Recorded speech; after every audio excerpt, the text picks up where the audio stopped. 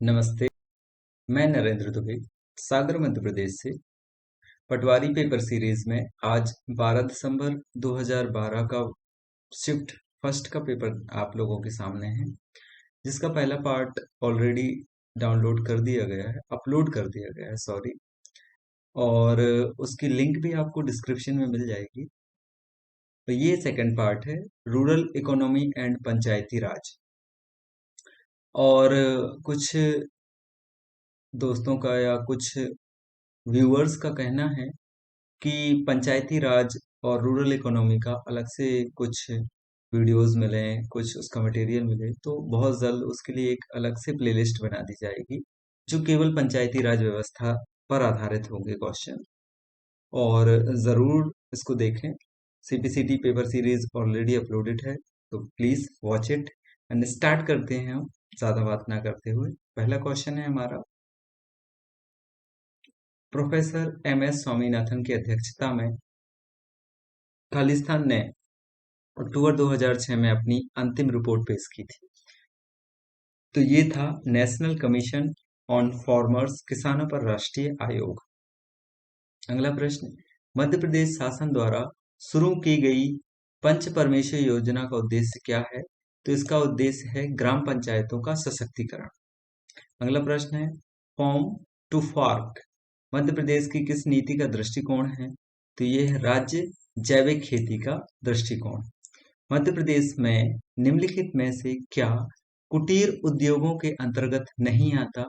तो कुटीर उद्योगों के अंतर्गत नहीं आता जूते बनाना। जो कुटीर उद्योग होते थे वो बहुत छोटे होते हैं और ये संबंधित होते हैं आसपास के इंडस्ट्रीज से जो बनाए जाते हैं वहाँ पर कुछ भी मटेरियल, जैसे अगरबत्ती बनाई जाए या फिर साबुन बनाई जाए या मोमबत्ती बनाई जाए या फिर छोटे छोटे जो लिफाफे बनाए जाएं या फिर आजकल मास्क भी बनाए जा रहे हैं, तो इससे संबंधित होते हैं। तो उसमें जूते बनाना जो है वो कुटीर उद्योगों से संबंधित नहीं होता है। पत्थर पर नक्काशी है, खिलौने बनाना है, हथकरघा, ये सारे उसी से संबंधित। अगला प्रश्न है, 2022 तक किसानों की आय को दुगनी कर एक खाका तैयार करने के लिए निम्नलिखित में से कौन सी समिति गठित की गई थी? तो ये अशोक दलबई कमेटी गठित की गई थी, जो कि 2022 तक किसानों की आय को दुगना करना था। लेकिन अभी कोविड 19 की वजह से काफी अर्थव्यवस्था चौपट हो चुकी है।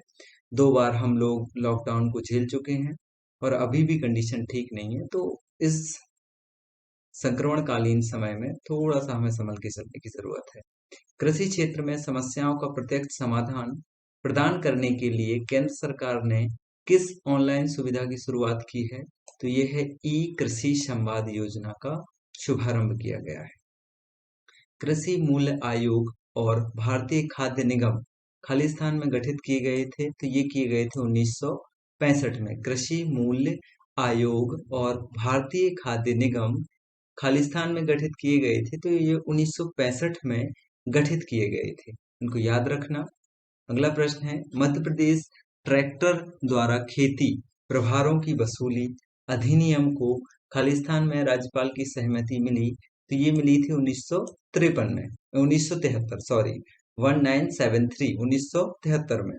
आज थोड़ा सा अनमना हूँ, पता नहीं, तो उस वजह से थोड़ी बहुत कुछ मिस्टेक्स हो रही हैं, तो प्लीज क्षमा करें गलतियों के लिए, लेकिन कोशिश की जाएगी कि ना हो, सुधार हो। मनरेगा को कब से अधिनियमित किया गया था? तो ये किया गया था 2005 से। महात्मा गांधी नेशनल रूरल और इकोनॉमिक गारंटी योजना से संबंधित था। अगला प्रश्न है, मध्य प्रदेश में निम्नलिखित में से किस औषधीय पौधे की खेती नहीं की जाती? तो लेमन ग्रास, सफेद मूसली और तुलसी, इन सब की जाती है। धनिया जो है उनका यहाँ पर नहीं किया जाता है, बाकी कुछ हद तक धनिया होती है लेकिन उस तरह से नहीं होती। National bank for agriculture and rural development, राष्ट्रीय कृषि एवं ग्रामीण विकास की स्थापना वर्ष खालिस्तान में हुई थी, तो ये हुई थी 1962 में, 1982। अगला प्रश्न है आपका, निम्नलिखित में से किसे बैंकों द्वारा वित्त पोषण के लिए प्राथमिक क्षेत्र के रूप में मनाया जाता है? तो ये है कृषि। ग्रामीण आवास योजनाओं के अंतर्गत ग्रामीण कार्यकर्ताओं को खालिस्तान के द्वारा प्रशिक्षित और प्रमाणित किया जाता है, तो यह राष्ट्रीय कौशल विकास निगम के द्वारा। मध्य प्रदेश में पीपीपी मॉडल पर पहले राज्य के अत्याधुनिक रसद और कृषि व्यवसाय केंद्र की स्थापना खालिस्तान में की गई थी, तो ये की गई थी Hoshangabad. National fisheries development board, राष्ट्रीय मत्स्य विकास बोर्ड, तो ये कहाँ में स्थित है? ये हैदराबाद में स्थित है, मछलियों से संबंधित है। National fisheries development board is located in Hyderabad. पशुधन जनगणना भारत में हर खालिस्तान वर्ष में आयोजित की जाती है, तो ये 5 वर्ष में आयोजित की जाती है। अगला प्रश्न है, दीनदयाल उपाध्याय ग्राम ज्योति योजना ने निम्नलिखित में से किस योजना को प्रस्तावित किया था? तो राजीव गांधी ग्रामीण विद्युतीकरण योजना के द्वारा ये हुआ था। अगला प्रश्न है, 2016 में शुरू हुई नेशनल एग्रीकल्चर मार्केट, राष्ट्रीय कृषि बाजार एक है, वो क्या है? कृषि वस्तुओं के लिए इलेक्ट्रॉनिक ट्रेडिंग पोर्टल है ये। अगला प्रश्न है, मध्य प्रदेश में एग्री एक्सपोर्ट जोन कृषि निर्यात क्षेत्र का उद्देश्य क्या है?